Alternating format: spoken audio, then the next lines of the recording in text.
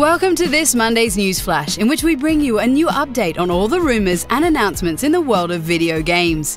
Today we'll talk about Microsoft digging for ET, Resistance is futile, and Persona 4 is getting a re-release. But we start with a question: will the Xbox One ever emulate Xbox 360 games? Yes, Microsoft is seriously trying to emulate Xbox 360 games on the Xbox One. The biggest problem is that the Xbox 360 was a device with a PowerPC motherboard, while the Xbox One is an x86 system. Frank Savage told this during the Microsoft Build event in the States. It's not yet known how Microsoft will solve this problem, and the company has several options for the implementation of the emulator.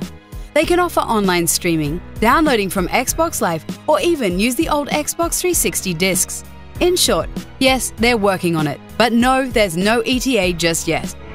Wake me when you need me.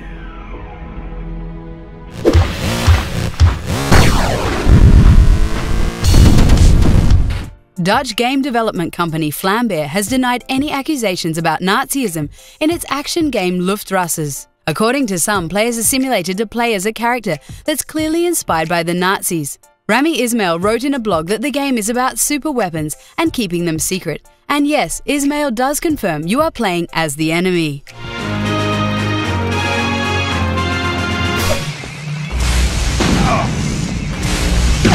Jump into the online modes of Resistance before it's too late. Today is the last day the online functionality of Resistance Fall of Man, Resistance 2 and Resistance 3 is available.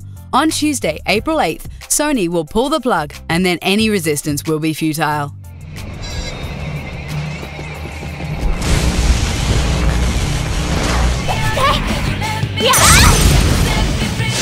Atlus has announced its plans to re-release Shin Megami Tensei Persona 4 on the PlayStation 3. Tomorrow on Tuesday, April 8th, the role-playing game will be available for download in South and North America. This will cost you $10. Keep in mind this game is a straight port, so there are no improved graphics. Unfortunately, there are no plans to release the downloadable PS2 Classic in Europe. If you want to play Persona with HD graphics, wait for next year. Atlus is planning to publish Persona 5 on the PS3.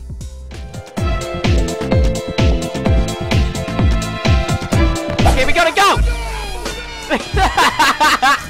Next week will be a big one for DayZ and all the survivors of Cheranus. Bohemia Interactive is planning a big update, which will add new features, animations, and of course an unspecified amount of bugs.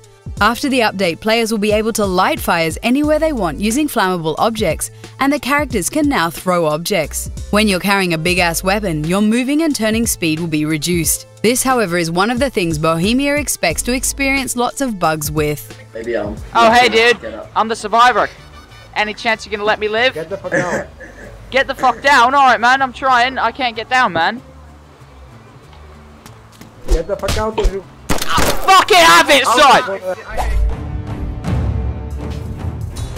Blizzard Entertainment has begun alpha testing World of Warcraft Warlords of Draenor. It will surely need some testing before the new expansion will go live, because attributes like hit and expertise will be removed from the game. Blizzard will also be introducing garrisons. And then there are all the new quests, new skills and perks, and of course an entire new continent to discover. Oh, for your info, Draenor is the same as the Outland, but before Nazul blew up the place. I don't want to be the bad guy anymore. When you talk about video games and movies, Wreck-It Ralph should be one of the movies you should never forget. This movie was a tribute to game culture, and according to composer Henry Jackman, a sequel is seriously in the works. Jackman told this in an interview with movie website Collider. Wreck-It Ralph was released in late 2012. When did video games become so violent and scary? Save me! Please get me out of here! It looks like Microsoft and Lightbox Entertainment are funding a new excavation project to dig up all the ET cartridges that are supposedly dumped in the desert of New Mexico. E.T. is of course the movie game that was made for the Atari system. According to Alamogordo News, the local government requested specific details for the upcoming excavation, implying the two companies can continue their plans. E.T. is a cult game in the most negative way imaginable. The game was so crappy it became a symbol for the downfall of Atari and the video game crash of 1983. The legend goes Atari executives dumped the E.T. cartridges in the desert. Microsoft is planning to make a documentary about the excavation and air it as an Xbox original show on the Xbox One.